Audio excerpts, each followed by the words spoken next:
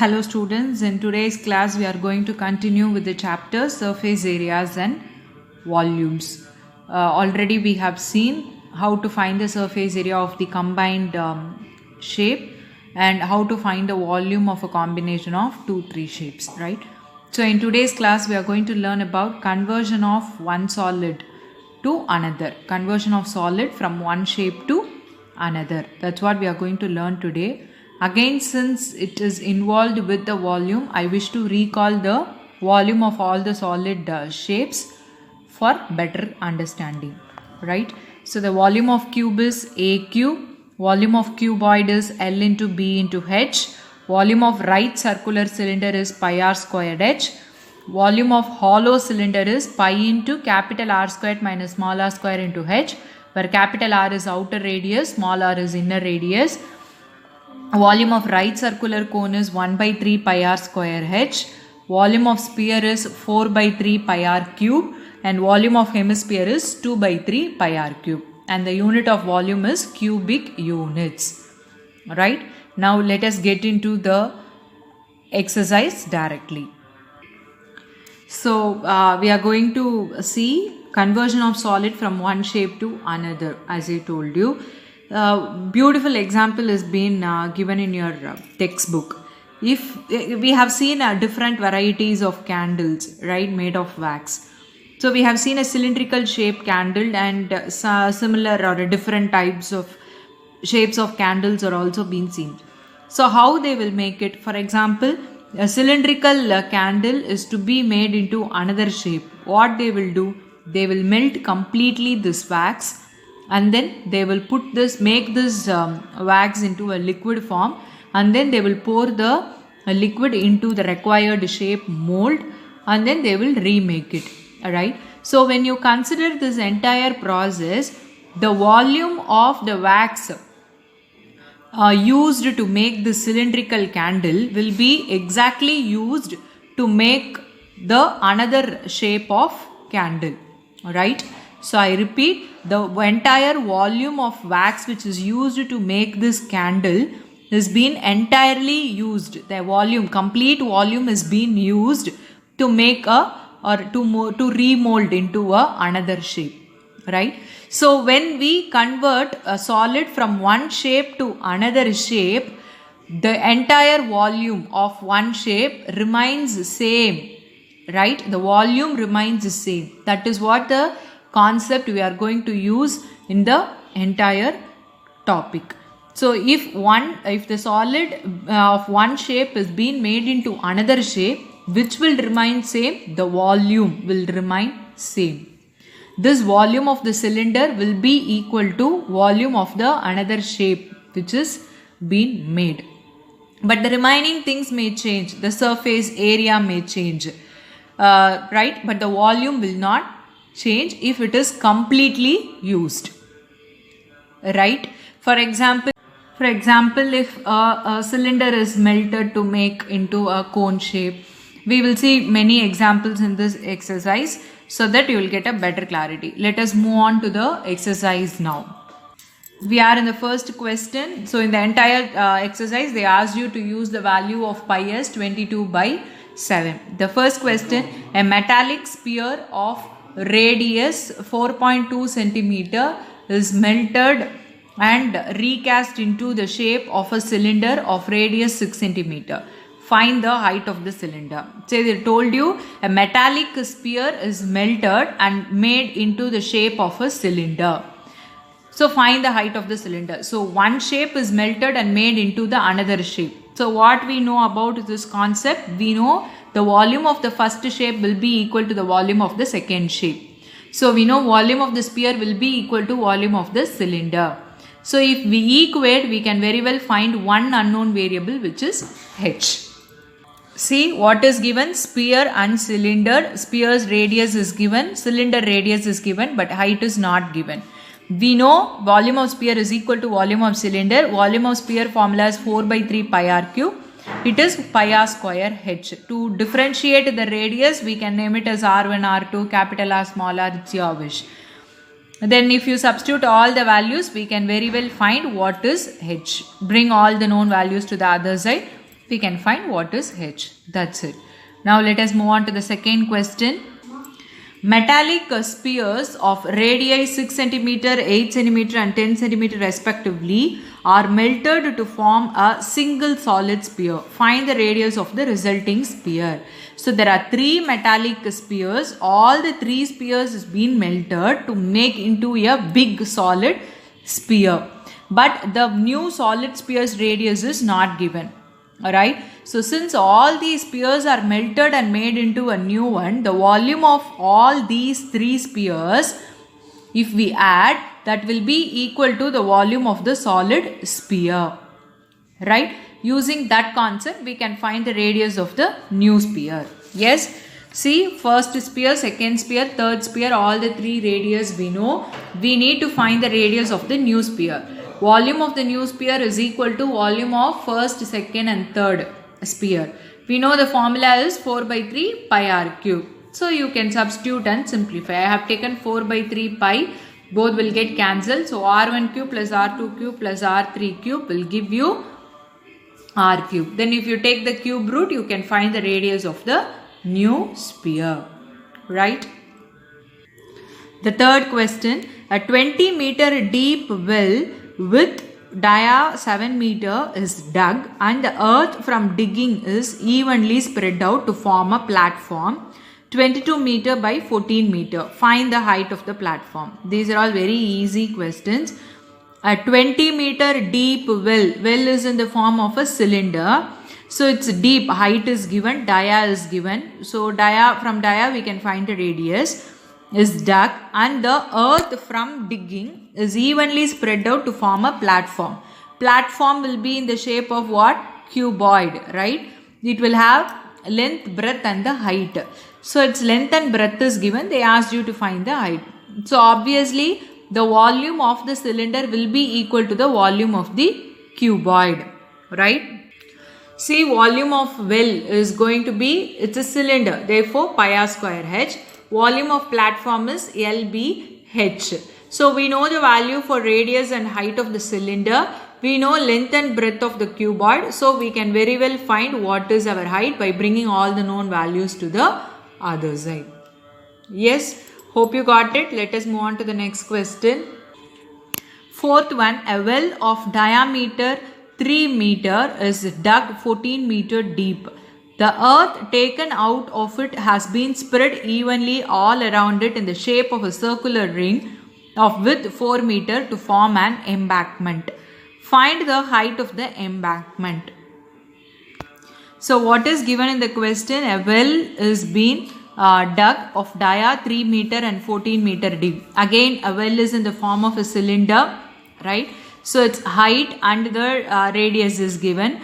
The earth taken out in the previous problem is made into a platform. But here what they did with the earth taken out, they evenly spread around it in the shape of a circular ring again of width 4 meter to form an embankment. So they asked you to find the height.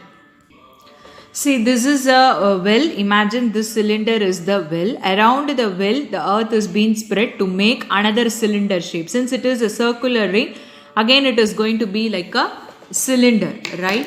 So they asked you to find the height of it. But it is going to be a hollow cylinder because in the middle we have a hole. We have the well. Here this is a well, right? So around it we have formed another cylinder. So the outer is going to be the hollow cylinder. So volume of this inner cylinder will be equal to, because the earth which is taken out only is spread evenly to form this circular ring.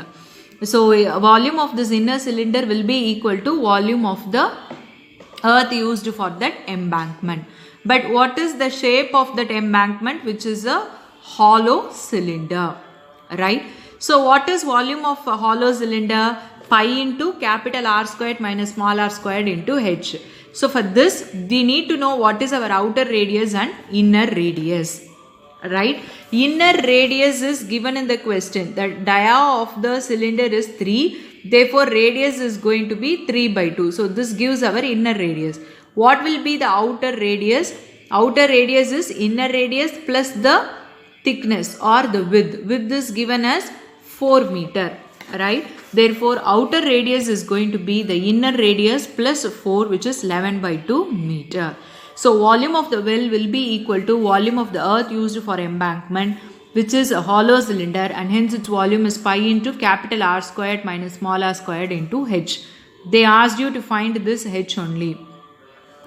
Don't get confused with r. So that's why I told you, as far as this chapter is concerned, you write the given data by mentioning its shape, so that you will get a better clarity. You won't get confused while substituting the values, right? So you can substitute the values now and bring all the known values to the other side, and you can find the value of h, right? We are in the fifth question now. A container shaped like a right circular cylinder having dia 12 cm and height 15 cm is full of ice cream. The ice cream is to be filled into cones of height 12 cm and dia 6 cm having a hemispherical shape on the top. Find the number of such cones which can be filled with ice cream. This is another form of the question which can be asked under the same topic. So if you understand the question, it is given a right circular cylinder shaped container has full of ice cream. That ice cream is being filled into a cone.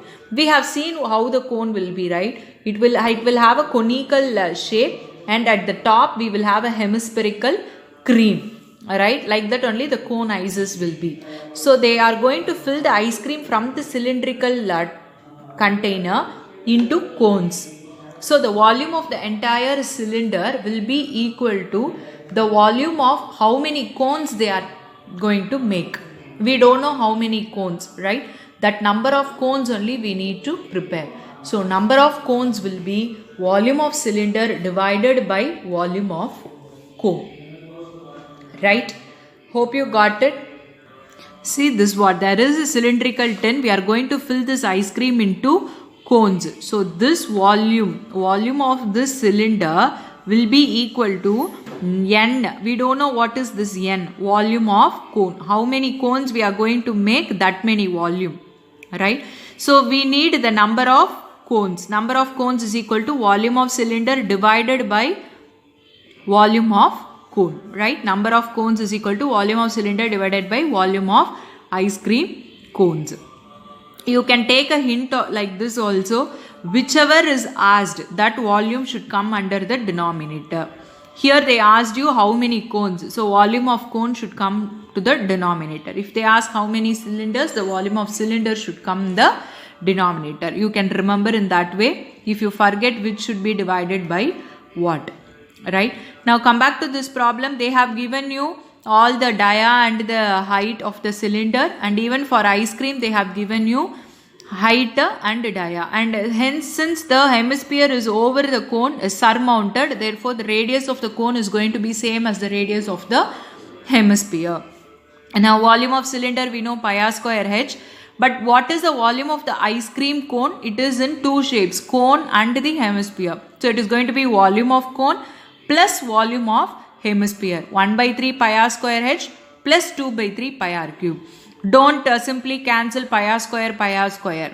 We cannot cancel because we have sum of two things and the height and all varies. Height of the cylinder is 15, height of the cone is 12. So you cannot. Moreover, we have sum of two terms in the denominator.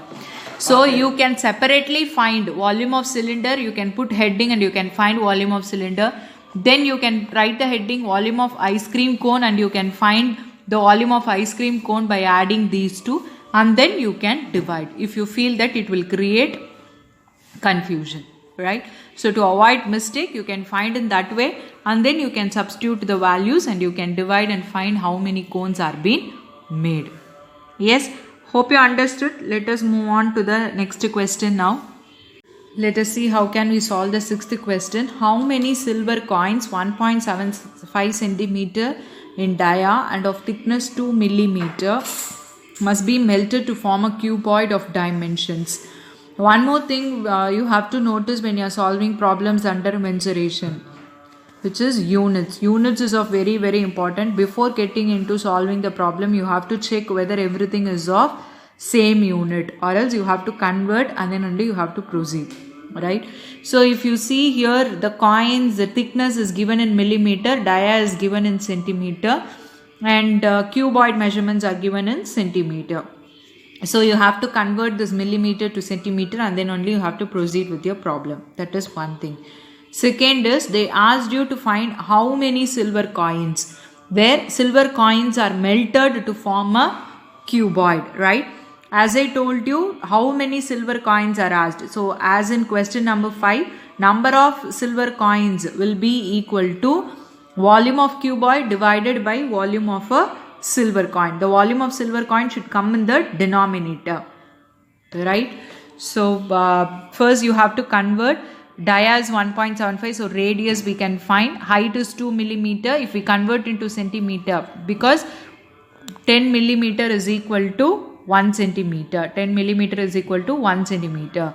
Therefore, if we convert millimeter to centimeter, you have to divide. Smaller unit to bigger unit, you have to divide. And cuboid, everything is in centimeter. So number of silver coins is volume of cuboid divided by volume of silver coin.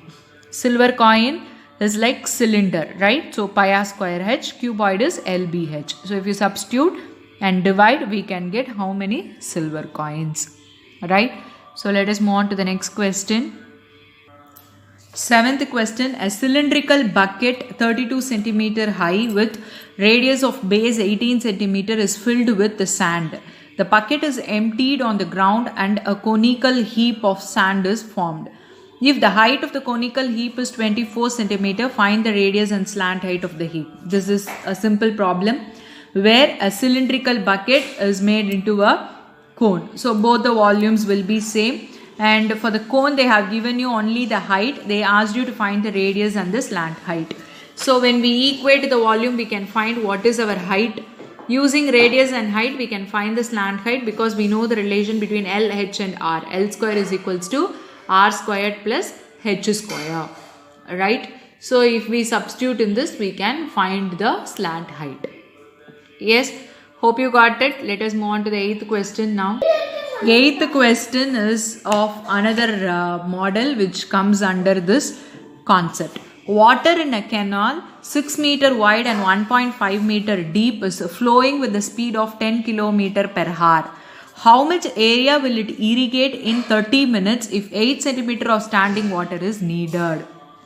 So water in a canal 6 meter wide and 1.5 meter deep is flowing, right? It's a canal. It's a canal. 6 meter wide and 1.5 meter deep is flowing with the speed of 10 km per hour. How much area will it irrigate in 30 minutes if 8 centimeter of standing water is needed? So let us see how can we solve this problem now. First, let me tell what is the logic and idea in solving this problem. So water is flowing in a canal, and that water is used to irrigate a piece of land. So they asked you to find what is the area that will be irrigated by the water passing through the canal, and that too in 30 minutes, right? That's what they asked you to find out.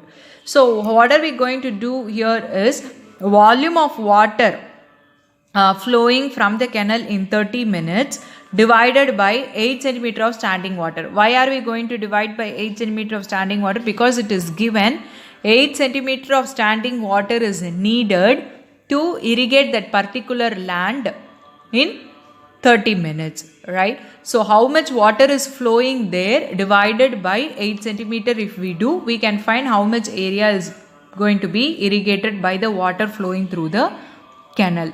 So first we need to find the volume of the water in 1 hour, and then we can multiply it for 30 minutes. So first, volume of water, how will you find out? The width and the depth is given, and speed. So since it's a canal, it is going to be like a cuboid, right? It's a canal. So how will you find the volume? The cross section, the area of the cross section multiplied by the speed, right? The water is flowing in this way. So area of this cross section area multiplied by the speed will give you the volume. So before that, and if you check out the units, width and depth are given in meter, but the speed is given in kilometer. So we know 1000 meter is equal to 1 kilometer, right? So we have to multiply it by 1000, so 10,000 meter per hour. So volume of water in 1 hour or per hour is equals to the area, cross section area. So cross section area is going to be a rectangle, length into breadth. So 6 into 1.5 into the cross section's area into the speed. Speed is 10,000 meter per hour. So if you multiply, everything is in meters, so the volume is going to be meter cube. This is for 1 hour, but we need it only for 30 minutes. So 30 minutes, how will you calculate? Multiplied by 30 divided by 60. Because 1 hour has 30 minutes, 60 minutes, right? So multiplied by 30 divided by 60. So this volume multiplied by 30 divided by 60 will give you the volume of water in 30 minutes. Now to find the area irrigated by the water, we have to divide this volume of water divided by 8 centimeter. Because it is given in the question, 8 centimeter of standing water is needed. So with this volume of water, how much area can be irrigated will be found by dividing the volume of water by 8 centimeter. Again, if you see, 8 is in centimeter, but the volume which we obtained is in meter. So we have to convert this centimeter into meter. Since 100 centimeter makes 1 meter, it is going to be 8 by 100. So if you cancel, we got 5,62,500 meters square of area will be irrigated using the water flowing through the canal. Right? Hope you got it. Let us move on to the last question. Now we are in the last question. A farmer connects a pipe of internal dia 20 centimeter from a canal into a cylindrical tank in her field, which is 10 meter in dia and 2 meter deep. If water flows through the pipe at the rate of 3 km per hour, in how much time will the tank be filled? This is also in the same way we solved question number 8. So a farmer connects a pipe which of internal dia from a canal into, it is a pipe, right, into a cylindrical tank, and tank's dimensions are given. So water flows in some speed, that is also given. They asked you to find the time at which the tank will be filled, right? So exactly same as we did the previous problem. What are we going to do here is, here we are going to find the volume of water flow in 1 hour. So we don't know how much time it will take, right? So we will find in t hours how much volume of water will be filled. Then to find t, we will equate both the volumes to find the time, right? Let us see how can we solve this. So it is given pipe and a cylindrical tank. Pipe's dia and speed is given, and the tank dia and height is given. Water of flowing, and if you see, it is in centimeter, it is in kilometers, and all these units are in meter. So we can commonly convert everything into meter. So centimeter, if we convert it into meter, it will become 10 by 100. And kilometer to meter, so you have to multiply it by 1000, 3000 meter per hour. Now let us find volume of water flowing in 1 hour.